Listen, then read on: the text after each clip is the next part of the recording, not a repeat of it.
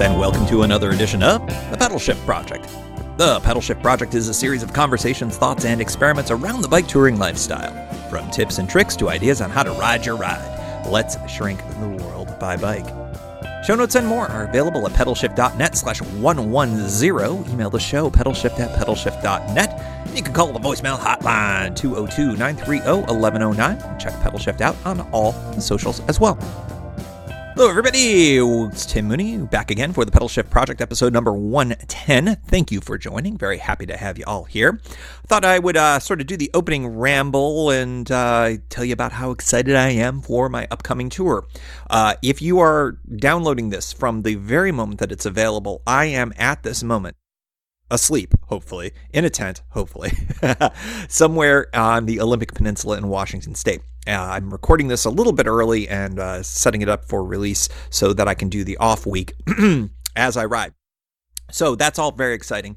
I am going to talk a little bit more about sort of the last bits of prep. I feel like that in some ways the show can sometimes belabor the point of preparation and then do a follow-up on a tour a little bit too much. But I mean, this is all about bicycle touring. So, I mean, it kind of makes sense that you'd hear about my lead-ups to tours and about my tours and then my takeaways from the tours. So, I mean, hopefully you'll kind of bear with me on all of that. So that'll be a piece of the show. We also on this show, outside of the journal, talking about the Puget Sound tour, we're going to be talking to our friend James from New York again, continuing our new touring beginner series. And we got some really good stuff coming to you this week on that. So very excited about that. But to complete my opening ramble here, I want to get some more feedback from you about the next live show. For those of you who are brand new to the show, and some of you may have joined based on last week's episode with Russ from Path Less Pedaled, which was great. If you haven't had a chance to listen to that, go back and listen to that. It's really, really fun. We had a really good time. What I'm experimenting, and I think with some success, doing some live shows and getting some more interactive action with you, the listener, which is pretty exciting. So we did one a few weeks ago, which is now memorialized as episode 108 of the show, so go check that out. But we're going to be doing another one, I think sometime in April. I still need to make double sure schedule-wise and all of that. Open to feedback on the when and where and the what time and that kind of a thing. But what I would really like is a better idea on what you would like covered for the for this next live episode. I've got a few ideas, and I'm open to other alternative ideas if none of them appeal to you at all. It's a quick little one-question survey over at pedalshift.net/live. Go check that out. Click the button. Go do the survey. Let me know what you're interested in. So far, we've got some interesting feedback so far. I'll let you know some of my ideas right now. Number one, Tim's next tour. That would be news to me because I'll have to figure that out myself. Actually, I have an idea. I think I know what I'm going to be doing next. The next one is a cooking on tour / camp cooking demo. The next one would be chat room Q&A on all things bike touring. So not too dissimilar to the last show. Flying with your bike, personal hygiene on tour, emergency repairs revisited, and then an all connections listener stories episode, and then also an other, which would allow you to let me know what you think would be kind of a nice idea. I've kind of seeded this out on Twitter and on Facebook. I've gotten a few responses so far. Right now, the leading contender seems to be the cooking on tour / camp cooking demo, which would be interesting. I'll have to figure out what to make for you all. The next one is the, emergency repairs revisited, and then everything else is sort of a little bit smaller as well. Routes I would like to tour seems to be one that is an alternative one as well. So lots of different ideas for the next live show. It's looking like sometime in April. Would love your feedback. Go check that out at pedalshift.net/live. Next on the show is the Journal. The Journal is where we talk about tours, and this is my tour that's coming up. In fact, as of right now, I am, if you were listening to this early, you could be listening to this a year or 2 years later, in which case I am somewhere else. But if you were listening to this semi-quasi-live from release, I am in Washington State on the Olympic Peninsula on the, I guess that would make it the west side of Puget Sound, working my way to Astoria, Oregon over the course of a few days.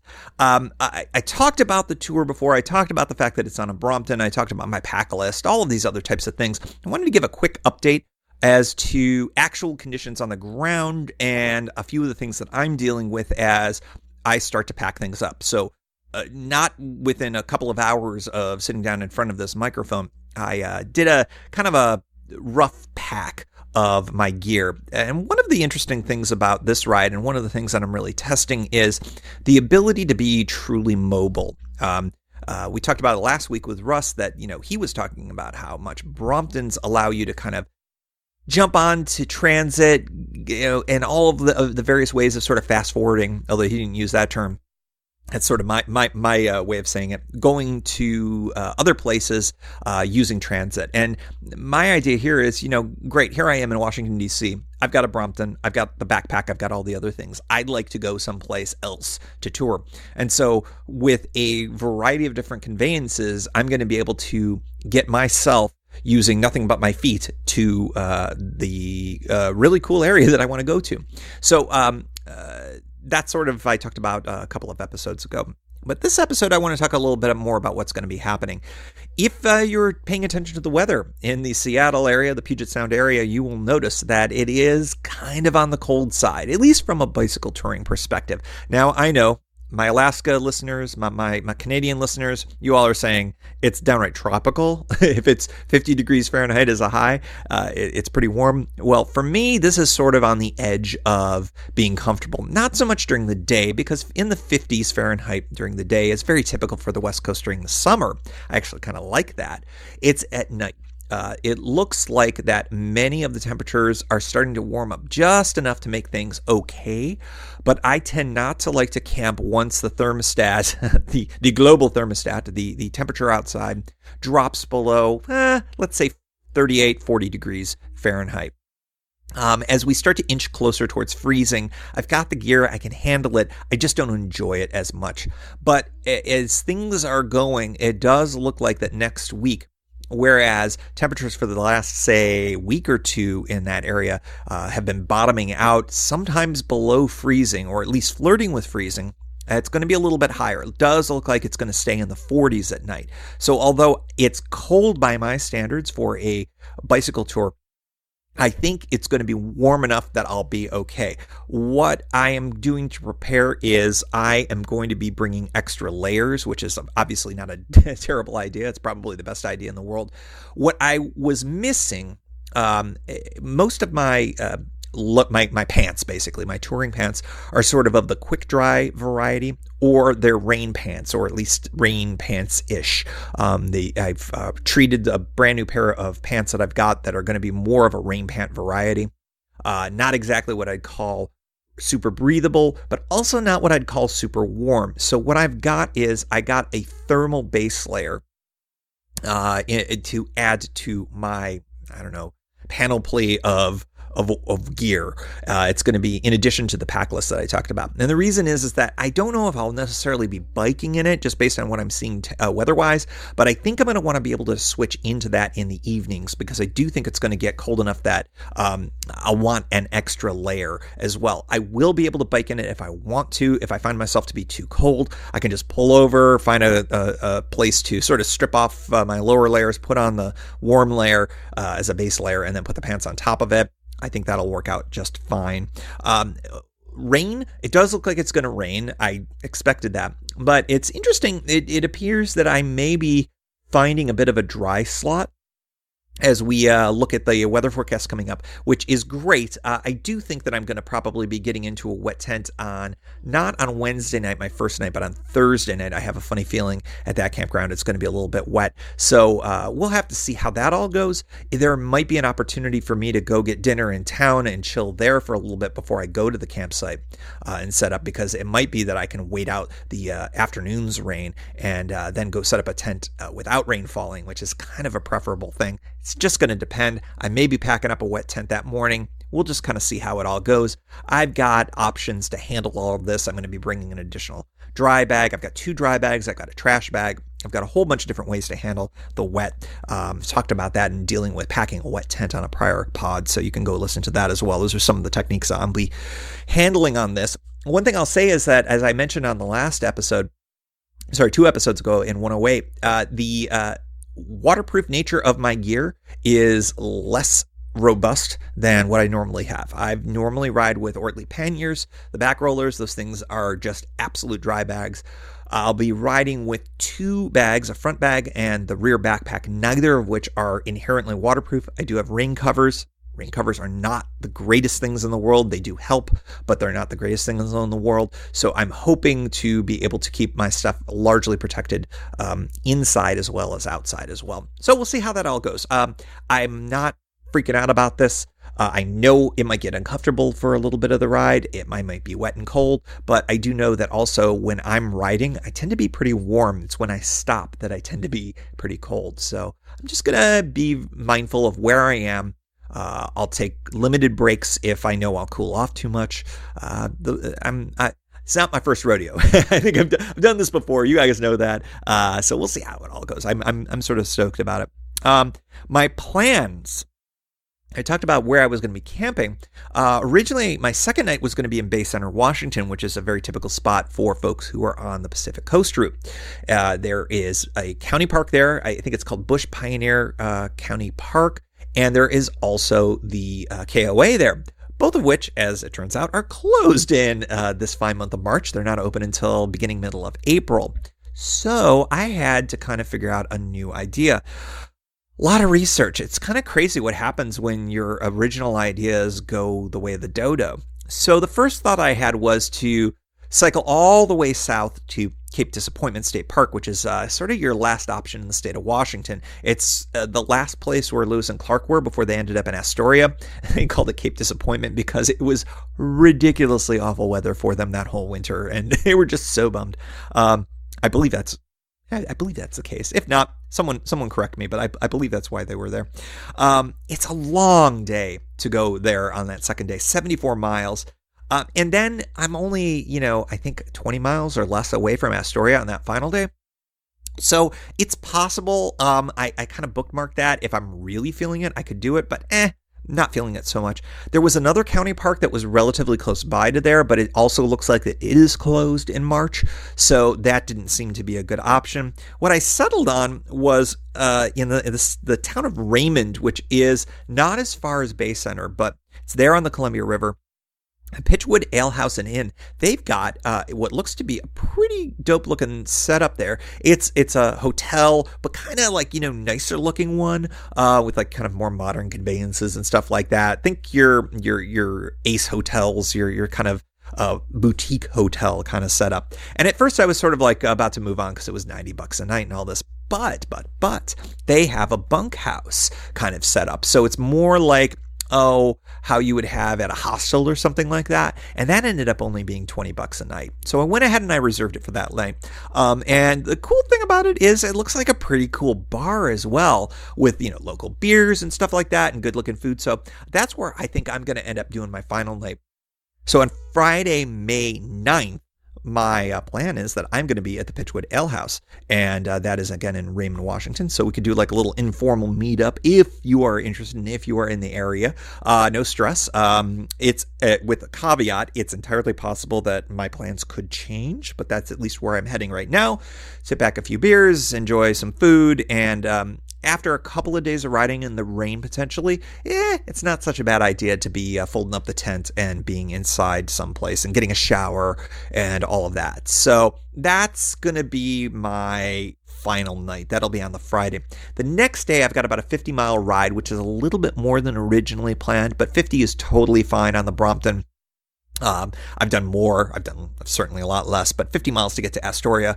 And if I leave at a reasonable hour, if I leave by 7:30, 8 a.m., which I don't see any reason why I wouldn't, I should have plenty of time to get there and up and over the bridge and then grabbing the bus from Astoria to Portland, which has been my plan all along. If for some reason I decide to sleep in or whatever, there's also a later bus that can get me to Portland that night. And then I'm planning on hanging out in Portland for a couple of days, seeing the family, hanging out with my little nephew Connor.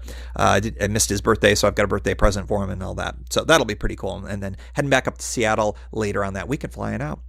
All with, by the way, the Brompton. And trying out all of these different conveyances. The cool part about the next week or so is I'll be having the Brompton folded up, and I'm going to have it in the overhead on the plane. I'm going to have it with me on on ferries, on light rail, on buses. This is going to be a true multimodal experience. So I'm really excited about that. Excited about maybe doing a little bit of video if that all works out.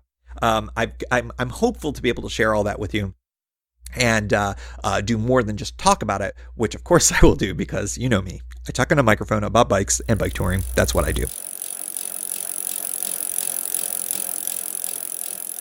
Next up on the show, we're going to be continuing our beginner series with James from New York. And we've got some cool stuff on this edition, talking about route planning and the whole concept of explaining to others that you're not crazy. So without further ado, here's part 2 of the beginner series.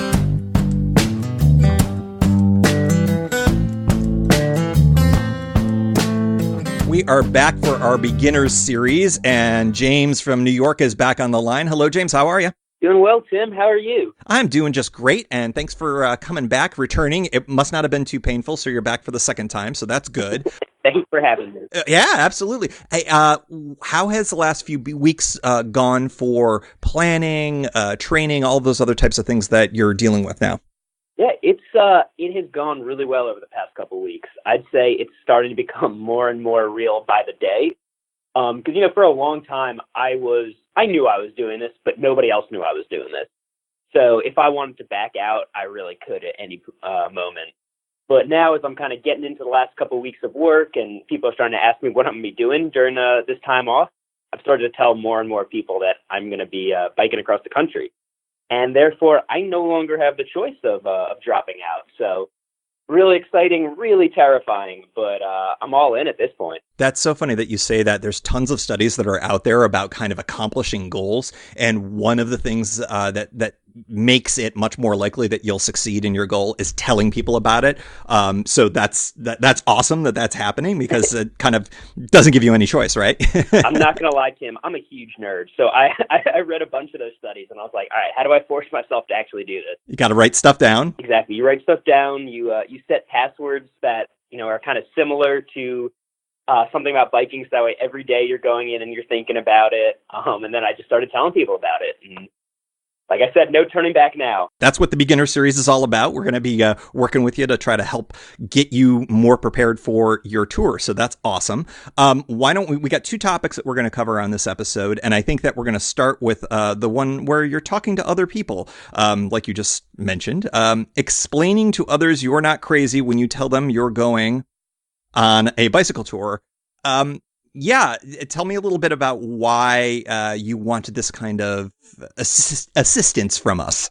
Yeah, I just thought that, I work in a big bank, so it is kind of the opposite of bike touring. A fairly conservative place where when I brought the fact that I was going to be living on a bicycle and kind of carrying everything I needed for 3 months, I've had kind of 2 main reactions. The first was like, you're gonna quit after a day. And the second was like, wow, that's so cool, but you're nuts. Like, that's just insane. So it's really been interesting to hear how people react to it. And, I've tried to convince people I'm not completely crazy. It works sometimes. It definitely doesn't work other times. But it's definitely been an adventure and kind of fun when, you say you're going to do something and everyone is just in so much shock. Like, you think you can go 4,200 miles? It's really kind of a cool feeling, and it's something that, I know I can look forward to at the end when I've finally finished it and be like, yes, now I know I could pedal all that way.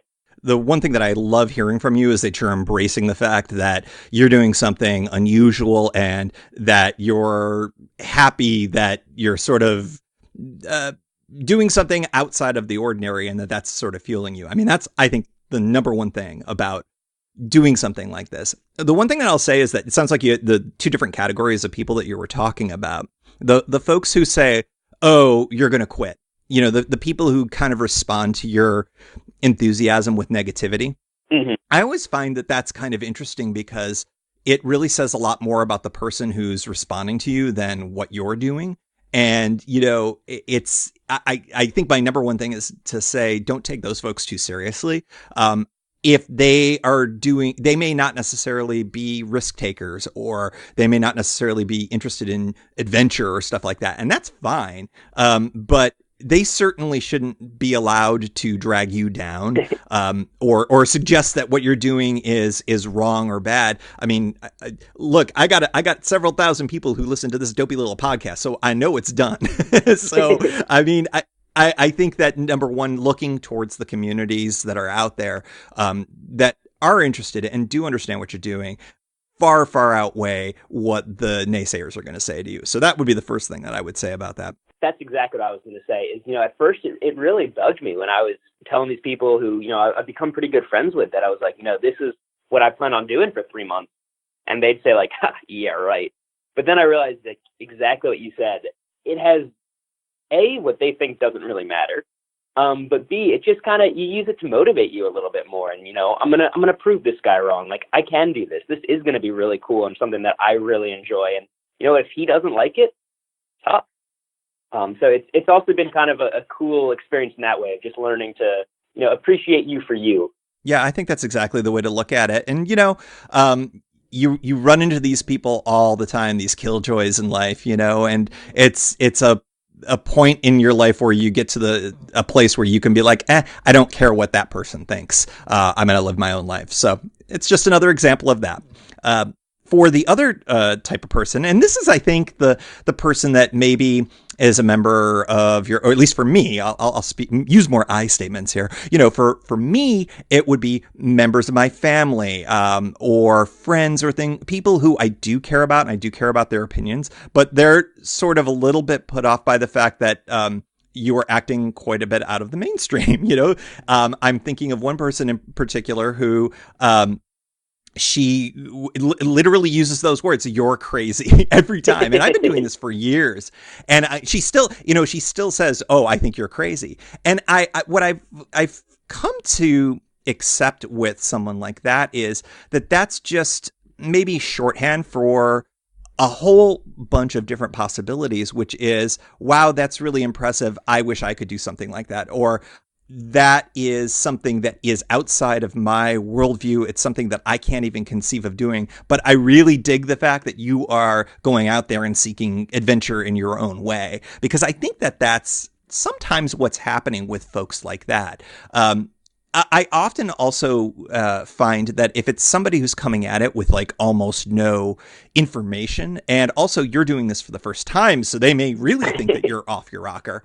And, talking about the fact that, thousands of people do that very same thing every year on that route, and that there are people that are doing it full time. They literally live on a bike. And so what you're doing is actually kind of not as big, or we'll use the term as crazy as what some other folks are doing out there, that it's actually kind of more in the mainstream. Lots of people cross the country by bike every year. And in fact, there's a whole organization, the Adventure Cycling Association, that's around that. There's a whole podcast, this dopey little podcast, that's doing stuff like that. So, I think that, revealing to people that there is this world out there that they weren't aware of, but you're just kind of joining in on something. You're not some huge vanguard. That might help. I mean, think about this. Lots of people got into curling recently, right?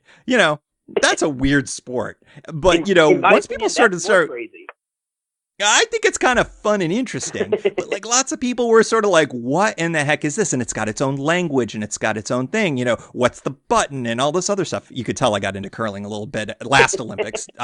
But that's why I was so into it this Olympics. It was really weird. But and this is a shout out to my Canadian peeps listening. But in any event, it's like every kind of activity that is outside of the mainstream has its own niche. And you're just sort of participating in it. You're dipping your big toe in and showing your enthusiasm for it, and maybe explaining to the extent that people want to hear about the stories and stuff like that. That's another opportunity, especially if people are saying that because they are intrigued, but they're using that as sort of a shorthand of saying, this is outside of my experience and this is outside of my worldview and all of that other kind of stuff. So you can kind of assess, whether it's the killjoy person who's just trying to rain on your parade versus the person who's sort of using these words as shorthand to say, I don't understand. And then it gives you an opportunity to do a little bit of education to the extent they want to hear it. So that's sort of my thought process on all of that. What do you think? I mean, I think that's so true. I think the biggest thing that has turned people kind of around to the idea is just talking about the Trans Am. like just that simple piece of information that, hey, there is a route out there that, thousands of people travel every year, that there is kind of an organization that is set up for us already. Kind of people say like, oh, so this is a thing. Interesting. That's pretty cool. And then, you bring up the point, or, I've been bringing up the point that I'm actually going to be blogging and they can follow along with it. And at that point, they're thinking like, oh, okay, this is kind of cool now. Like, there's something going on. A lot of people do it. And now there's going to be a window that I can sit from, the safety of my cubicle and read about this. Like, that's kind of neat. And I think the cool thing that I thought was, I knew when I told my mom, she was going to freak out. But I told my mom and she didn't. I think a lot of it was because I gave her all this information as I was telling her. I was like, I'm going to be going on this route, which is real, and it's going to be using warm showers, which is, a really well-known site. I'm not just sleeping in like some random guy who picked me up on the side of the road when I was hitchhiking. I'm not just sleeping in his garage or something. So, to your point, just giving people as much information as possible just kind of helps them see what we're doing. And once they're able to see it, then it kind of becomes maybe not normal to them, but it becomes believable at least. Dude, I hear you on the mom thing, because my mom was a little freaked out by the whole concept. I got a few years on you, but like, moms are there, man. They're there to protect you. And, yeah, it's wired. It's hard coded into them. So yeah, it's good. And then and anybody, whether it's mom, dad, brother, friend, whatever, folks who care about you and are worried about you, giving them that sense that you're not going to be alone. You've got resources and your cell phone's going to work. That's largely the kind of stuff that makes people feel a little bit more protective of you. And I think that really works. I think back to some folks that I talked to who did the Trans Am a couple of years after it was first established back in the mid 70s. They didn't have cell phones. They had paper maps. They had all sorts of stuff that was totally different. And their adventure was a radically different thing. And they were a lot more on their own than you're going to be. And I think that makes a big difference too for the folks who are going to feel protective of you. And I think, this is a little off topic, but that just kind of made me think that it's also really interesting to see what people, when you tell them you're doing this, everybody has like, but aren't you going to have something with you? And it's just interesting to see what people think about. Like, is it a cell phone? Are you going to be sleeping in hotels? Is it like, how are you going to feed yourself? It's kind of neat just to see, what are people thinking about? What is that kind of, call it creature comfort that some folks just can't live without or can't even see living without?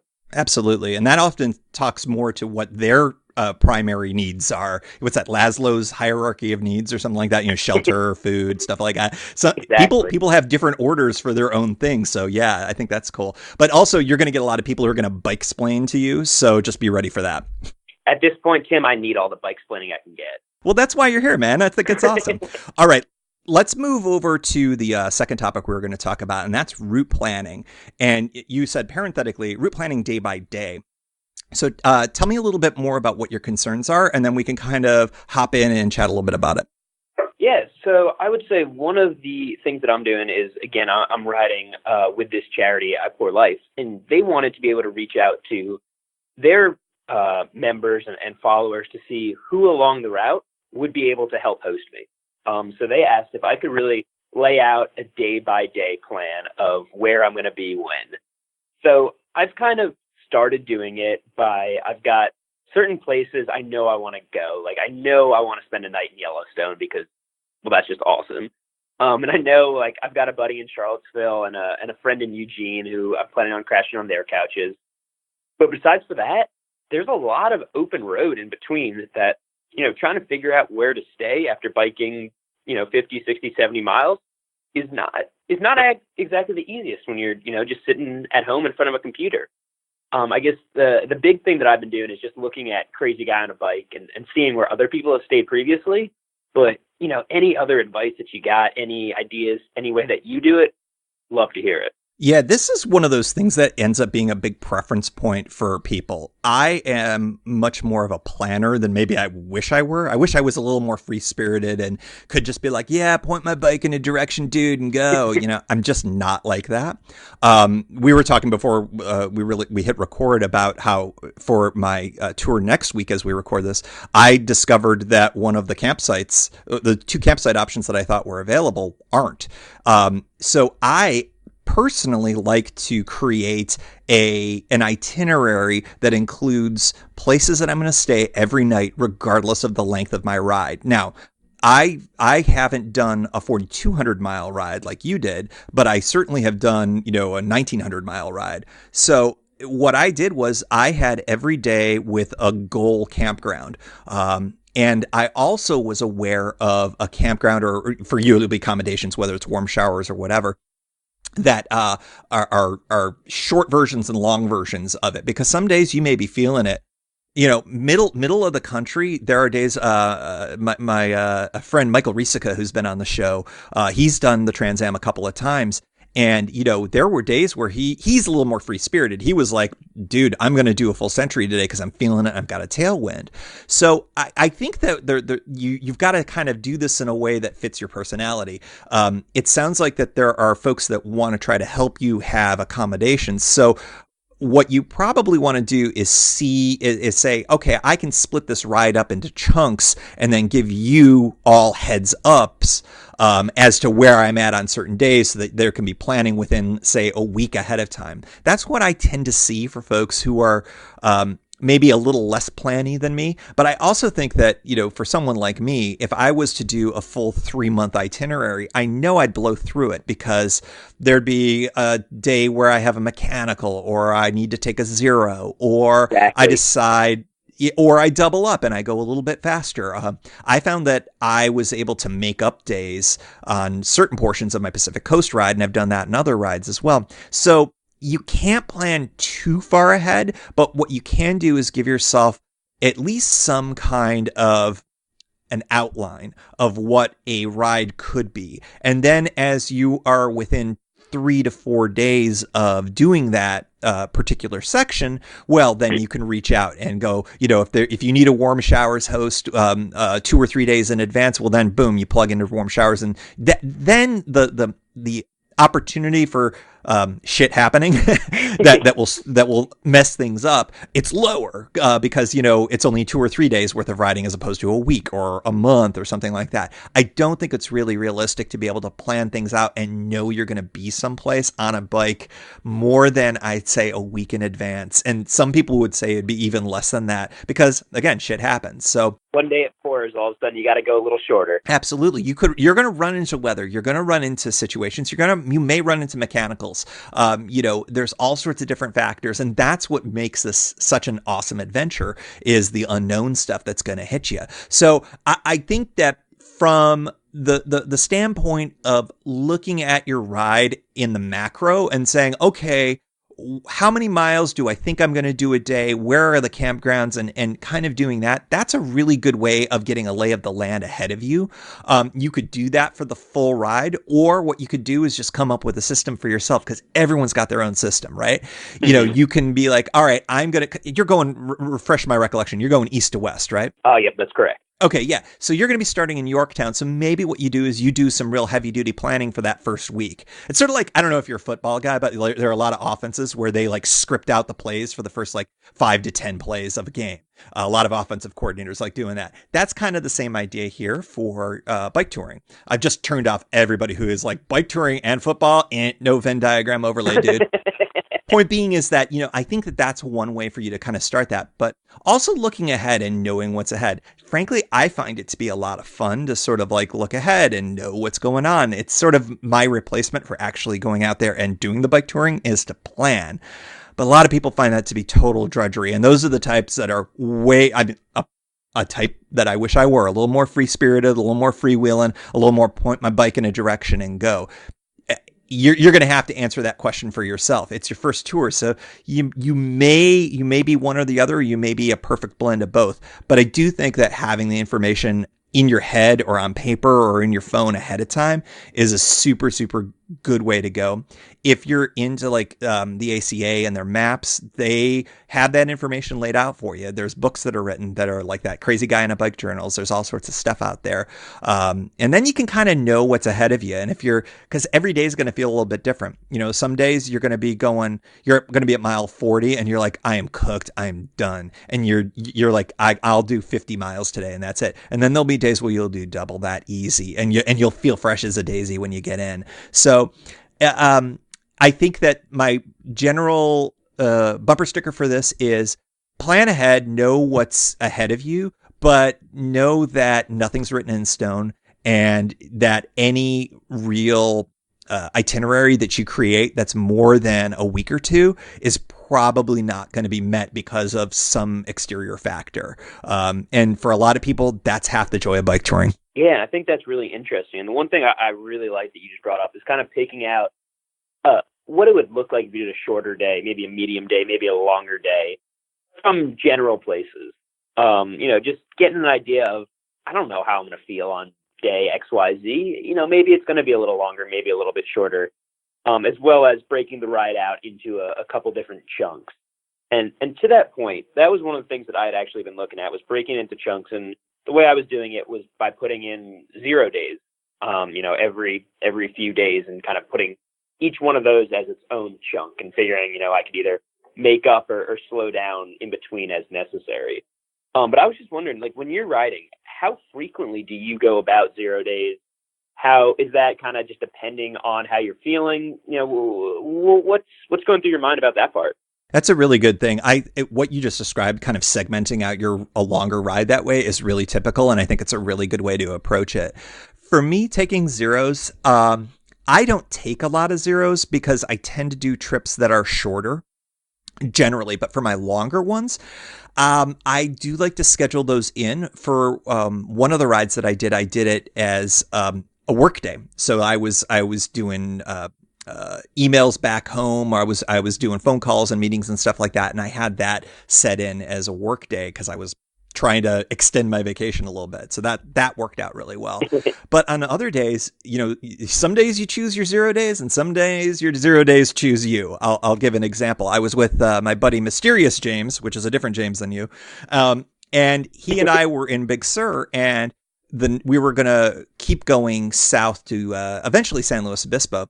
Mm-hmm. And I looked at my phone and it just looked like a hellacious coastal storm was coming the next day. And I went up to him and I said, James, look, we are in Big Sur and there's a lodge right over here where they've got Wi-Fi and we can chill and we can do whatever we want. I think I know where this one's going. What do you think about doing a 0 day? Now, James is way more hardcore than me. This is the dude who does like Alaska and like Norway and stuff like that. We started biking at the same time. And I was expecting him to be like, come on, dude, put on your rain gear and let's go. This is what we do. And he was like, oh, no, we're staying. That's awesome. Great idea.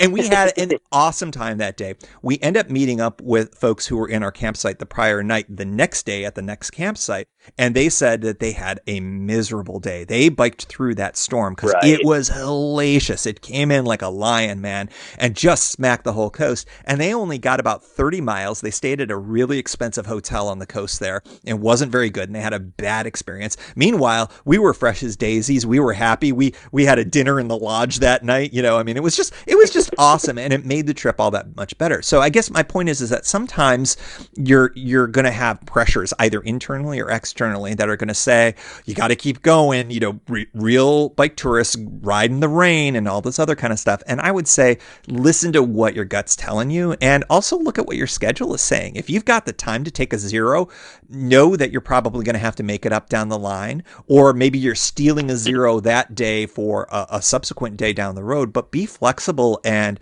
take what Mother Nature's given you and take what you're feeling as well. Because sometimes, there are a lot of people who have fresh knees and they're feeling real good. And there are other people who have bad knees or have other physical ailments, but bike touring will bring it all out one way or the other. And sometimes taking a day off is a way to go. So, all of these different factors come into play.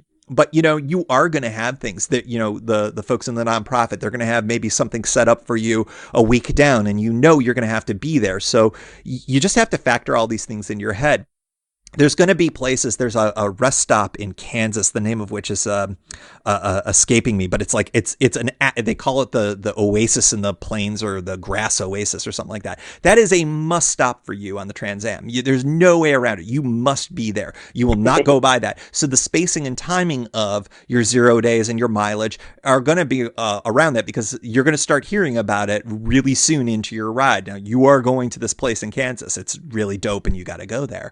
So there's all these different types of things that are going to come up, and you're just going to space your ride around all of that. Also, you're going to run into people, and people are going to be like, yeah, I'm going 60 miles. And this is going to be somebody that you're like, oh, cool. I had a good time in camp that night with that person, and I wouldn't mind hanging out another night ahead. Or, as I've had in the past, there's a guy that you're sort of like, dude, I want to drop you like a bad habit. So I did not go to the same campground. I'm going 80 today.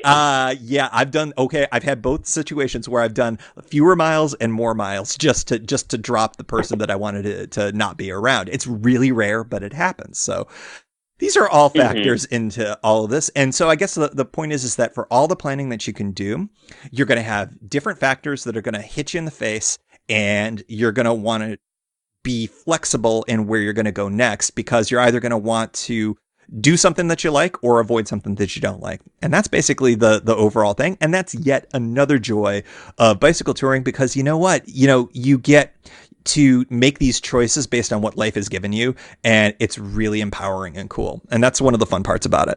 I mean, that all makes so much sense. It's crazy. Until you said that, I was like, no, I need to know every single day over this, 90-day journey. I need to know exactly where I'm going to be and when I'm going to get into camp. But the second you started talking about that, I was like, no, James, you're an idiot. That's dumb. Like, what are you doing?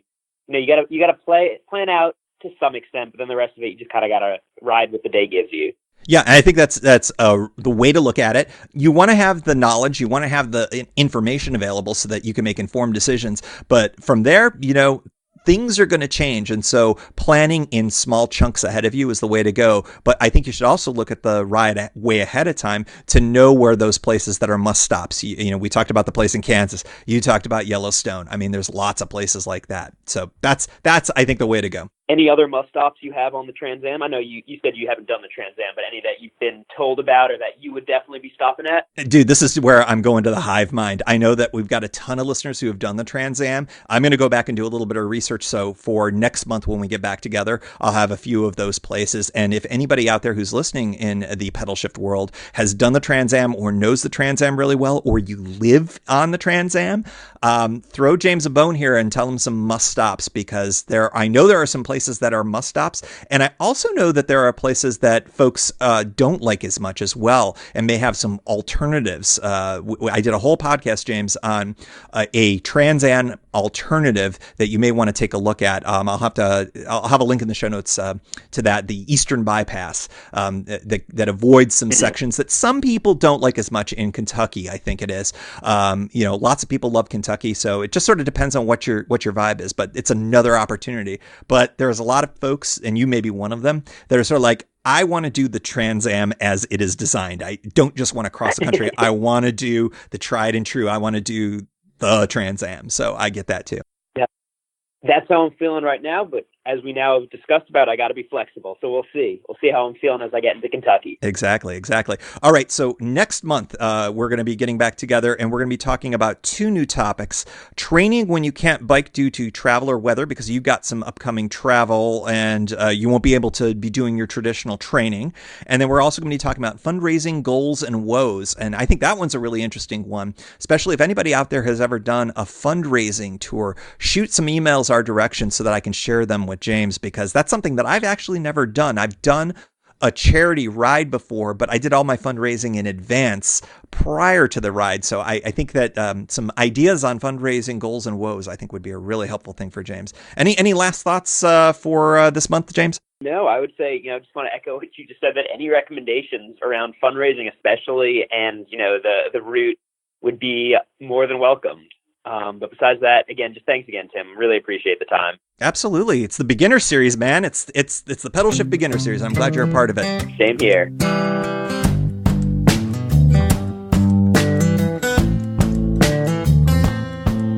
I'm really stoked about the Beginner Series because I think that so many folks who are listening to the show are beginners, just like James, or they're even just aspiring. They don't even, you might not even consider yourself a beginner at this point. You may not even have an idea for a bike tour, but going through this process, you might be able to learn a little bit. And for those of you who've done a ton of bike touring, I don't know about you, but I tend to get a lot of joy talking to beginners, and I learn a thing or two.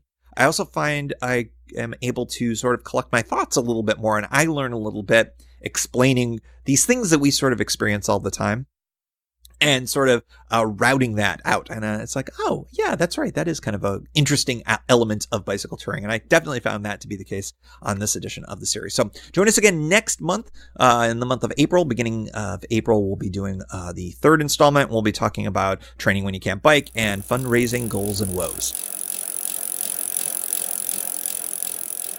Quick final closing thoughts as well. I'm going to be off next week. Reminder, there'll be an off week. Hopefully get out a newsletter during that time. If not, you will hear from me the following week when we do a little bit of follow-up on this entire little tour. This is one of the earlier tours that I've done that's a multi-day tour, so it's kind of exciting. I'm pretty stoked about it. And the other thing is, of course, follow along on Pedalshift. Probably best on Instagram, Facebook, and Twitter. Those are your 3 spots for it. I'm going to try to take a bunch of photos. I may or may not do any live hits during it. It's all going to depend on the weather and on the rain and how much I want to expose my phone to the wet. We'll just see how that all goes. But looking forward to this tour, looking forward to sharing it with you as I ride. And we like to end off the show, as always, with a big thank you to the supporters of the show who are members of the Pedalshift Society. If you like what you hear, you can help maintain Pedalshift as an independent, listener-supported voice while expanding the offerings. We're talking $1, $2, $5 a month. Helps with the cost of hosting the podcast and the website. You can do it for a bit and cancel anytime. One-shot support is welcome as well. If you're not into the small monthly thing, check it all out at pedalshift.net/society. On to the society. Ethan Georgie, Kimberly Wilson, Caleb Jenkinson, Cameron Lane, Andrew McGregor, Michael Hart, Josiah Matthews, Keith Nagel, Brock Dittis, Thomas Skadow, Seth Krieger, Mark Olo, Terrence Manson, Noah Schroer, Harry Talgadis, John Sikorsky, Richard Killian, Chris Barron, Brian Wren, Mark Van Ram, Brad Hipwell, Paul Mulvey, Stuart Buchan, Todd Stutz, Mr. T, Roxy Arning, Nathan Poulton, Stephen Dickerson, Vince LaGreco, Ruth Divorcey, Michelle Miller, Matthew Lewis, Michael Baker, Billy Crafton, Paul Culbertson, Scott Culbertson, Matt Perry, Danielle Jepson, Cody Florchinger, Tom Beninati, Bobby Ruppel, Roy Everett, Greg Berrythwaite, John Mayer, William Cairns, Sandy Pizzio, and thank you all to all past and anonymous donors for helping make this show happen. Thank you for joining. You can find Pedalshift at pedalshift.net for more great bicycle touring content. You can hear the Pedalshift Project through Apple Podcasts or your favorite podcast app. Opening music courtesy of Jason Kent off his self-titled album. The track is called America. Check out his band Sunfield's latest release, Mono Mono, wherever cool music is available.